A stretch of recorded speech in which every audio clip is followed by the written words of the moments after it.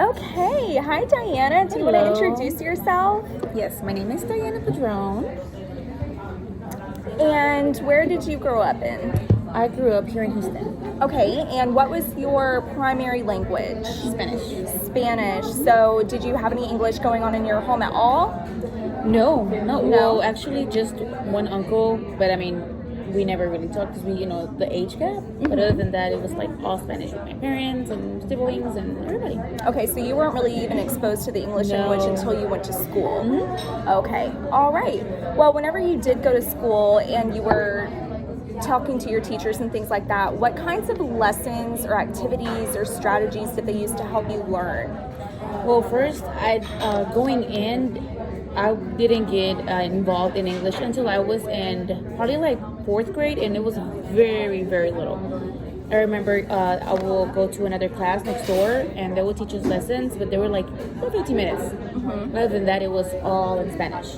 So then transferring to fifth grade, that's when it went from all Spanish to completely English. Oh, wow. And the lessons, to be completely honest, I don't even think I recall how traumatized I was. Like, I was literally like, I would just cry every day.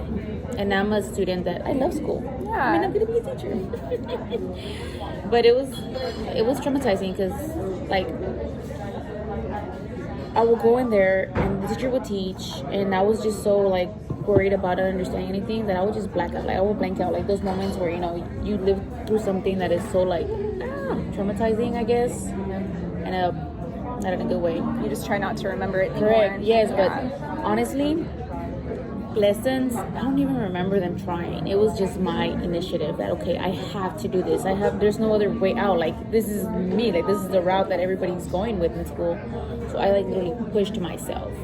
And I was really smart because I was really smart in Spanish. So I was like, I could do it. It's just, it takes time. And I do, agree that, as we grow up, we're sponges. So I just took as much as I could in, and I really think that I learned from more conversation with peers than actually in school. But I did always pay really great attention to try and retain what they were saying. Absolutely. So whenever you were in school and you were trying to kind of figure it out and everything, what subjects were the hardest for you? Writing and reading. Oh, I bet, because you were kind of trying to get familiar with the English language. What were any type of things that, any strategies that you learned by yourself or that a teacher taught you that helped you kind of grasp that concept? By myself, honestly, and I had wrote this before, that knowing Spanish helped me learn how to spell a lot of English words because they're very similar. Mm-hmm. Like, a lot have like Latin roots, and I will actually, because Spanish, when you write it, you read it as you spell it, like just as you spell it. Like, there is no, silent letters or, oh, here's a long E, short E, or, because there's an E at the end, this vowel takes its sound. So I would literally like read the words in Spanish in my head, and that's how I remember how to spell them. That's so smart. I would literally be like, okay, like for example, the word character. Mm-hmm. I would read it in Spanish and in my head, and I'm like, okay, this is how you spell it. So I will read it just as it is, so I mimic that in my head. And that helped me learn how to spell most of the things, not because I knew the rules, mm-hmm. but because I knew how they sounded in Spanish. That is such a good strategy. I'm glad that worked for you. So whenever you were kind of using these strategies and trying to really master all these concepts, did you ever have any standardized tests that you had to take, like really like big high stakes tests?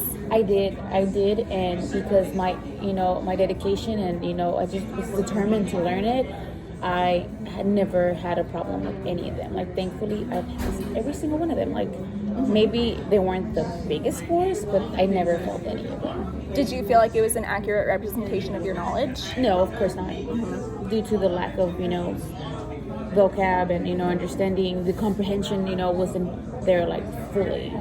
What do you wish you would have had to support you in those tests? I honestly wish I would have had intervention, and they would have, pulled me to the side, and if my teachers would have noticed, so that I could have had extra resources, because now, I'm learning that, we have kids who, English is their second language. English.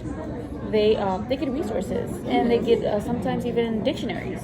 I never had that.